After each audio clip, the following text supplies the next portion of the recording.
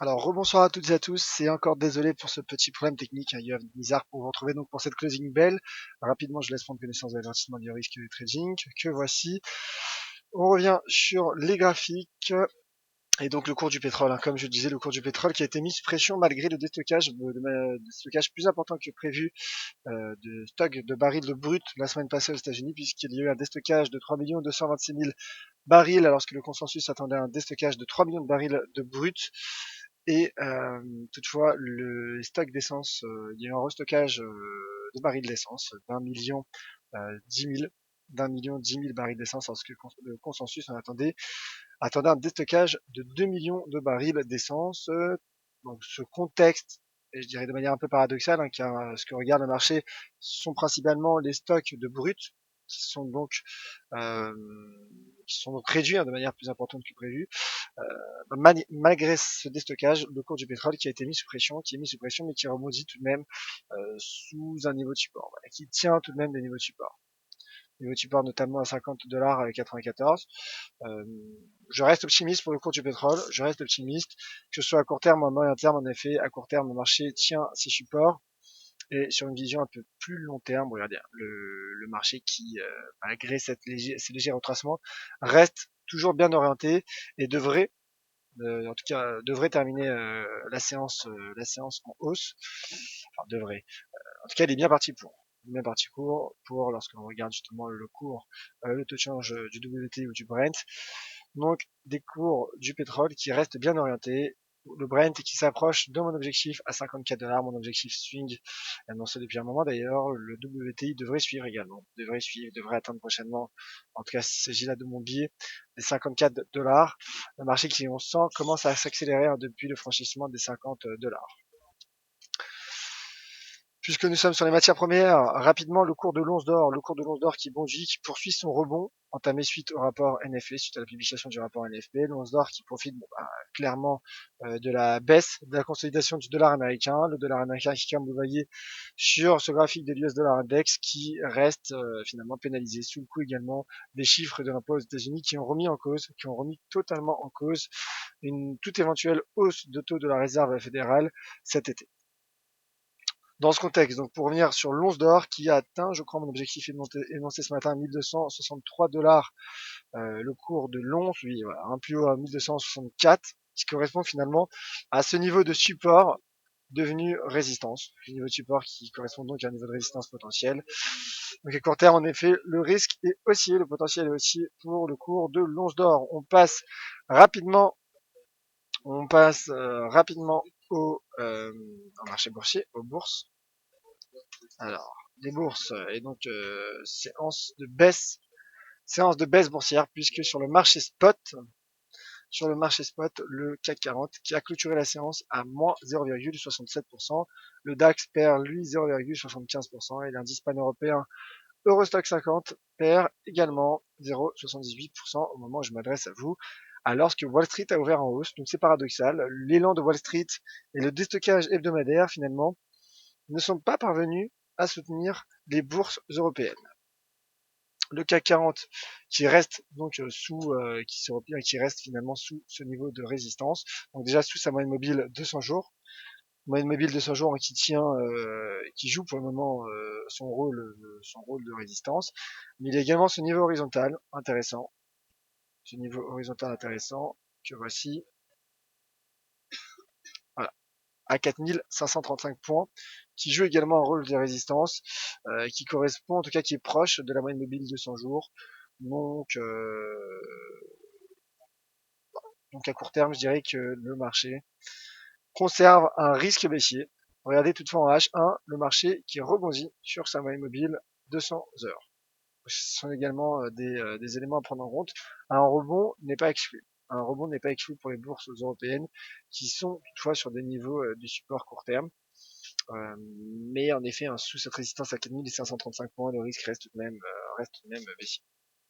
Le DAX, rapidement ensuite je parlerai de l'euro-dollar. Le DAX donc, qui travaille toujours cette oblique haussière qui a été pourtant franchie il y a 2 semaines, mais malgré cela le marché donc qui l'a réintégré, qui teste donc la partie, qui en teste la partie inférieure, ce qui montre également les niveaux que teste, niveau de support que testent les bourses européennes. Donc un rebond pour viser les 10 500 points n'est pas à exclure non plus sur l'indice allemand. Et enfin l'euro-dollar ensuite, je passerai rapidement aux questions car à 18h il y aura un webinaire éducatif avec Pierre Jamet des FixM, un webinaire intéressant d'ailleurs sur le trading avec Bande de Bollinger. Je vous invite à rester nombreux sur cette salle de trading. Et donc l'euro-dollar qui accélère, qui réaccélère. J'avais parlé d'un range tout au long de cette semaine, tout au long de ce début de semaine plutôt. Un range donc dont l'euro-dollar en est sorti par le haut. Alors certes, ce n'est pas confirmé, mais en tout cas, c'est en bonne voie. C'est sur la voie. En H4, ça a été confirmé. Toujours préférable d'attendre la clôture daily, mais on voit tout de même que c'est un range court terme. Donc on peut considérer, je pense, que tout simplement le marché en est sorti. L'objectif théorique de l'analyse technique, vous le savez, c'est une hauteur dupliquée par rapport au point de cassure, ce qui correspondrait à un niveau proche de cette résistance à 1,1450, donc proche des 1,1434, voilà, à court terme. Là, c'est pour du très court terme. Voilà donc pour l'euro-dollar qui est aussi, le dollar, vous l'avez compris, chute, le dollar chute, et l'euro qui est porté par les chiffres, par révision en hausse du taux de croissance en zone euro publié hier. Voilà donc pour ce résumé court certes, mais résumé tout de même de la séance du jour. En effet, j'ai dû accélérer car le temps presse. On passe rapidement aux questions. Simplement pour vous rappeler justement une question de la part de Derard sur le NZD USD. S'il vous plaît, Yoav, je suis vendeur. Alors regarde le SND USD. Je rappelle qu'à 11h, 23h plutôt, pardon, 23h ce soir, il y aura l'intervention monétaire de la RBNZ. Donc attention si vous êtes exposé sur ce taux de change, le NZD USD qui est bullish, clairement bullish. Donc regardez, c'est le dollar qui lâche. On a compris, le dollar fait le marché, le dollar lâche. Le taux de change qui est quasiment à son plus haut journalier, qui est au plus haut journalier d'ailleurs. À côté, c'est aussi, regardez, le RSI fluctue en zone de surachat. Donc c'est plutôt bon signe. Le marché qui réintègre cette droite de tendance haussière.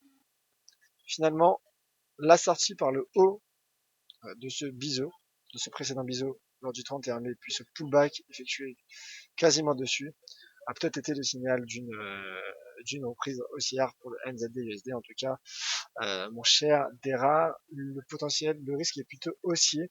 Le marché qui franchit également les 0,70, qui est un niveau rond, symbolique donc. Toutefois, il y a une résistance des plus hauts annuels, des plus hauts de 1 an, quasiment 12-13 mois même.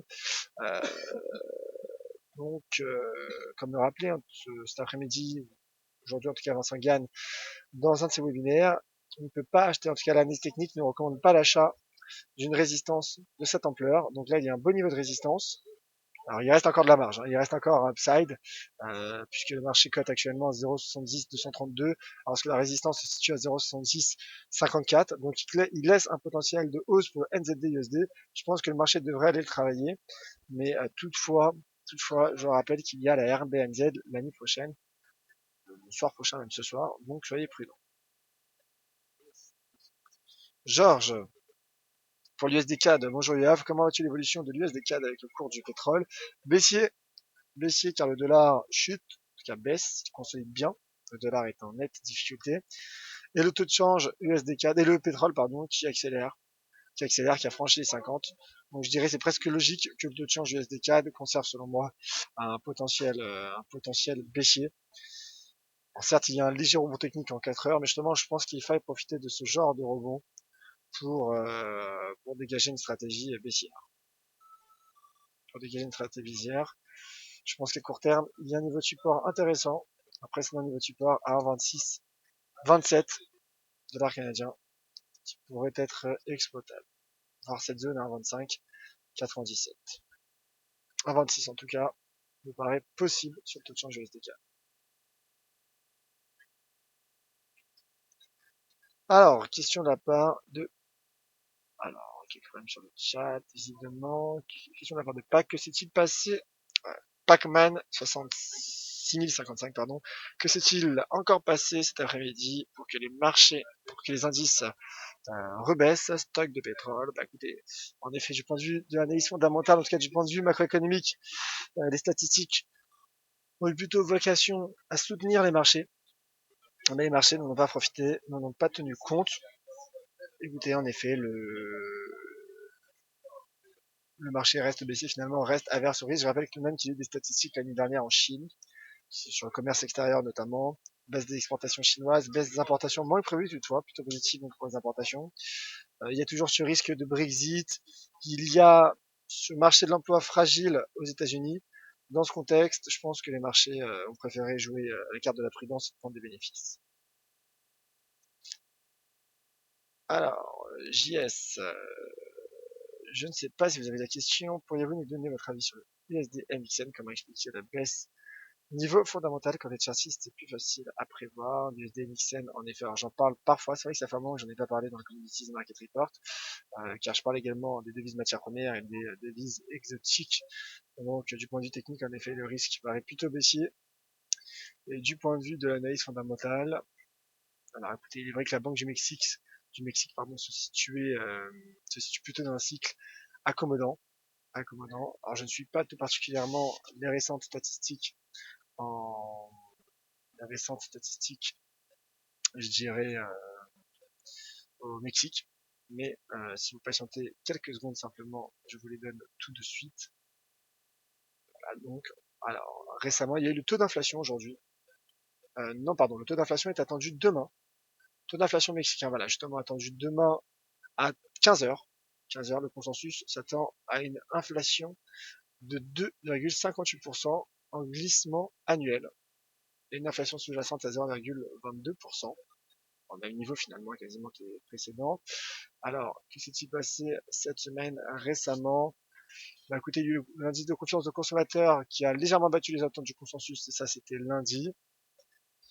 Et sinon, il y a eu des statistiques, j'irais plutôt de second rang. Donc pas de grandes statistiques. Toutefois, vendredi, il y aura également la production industrielle au Mexique.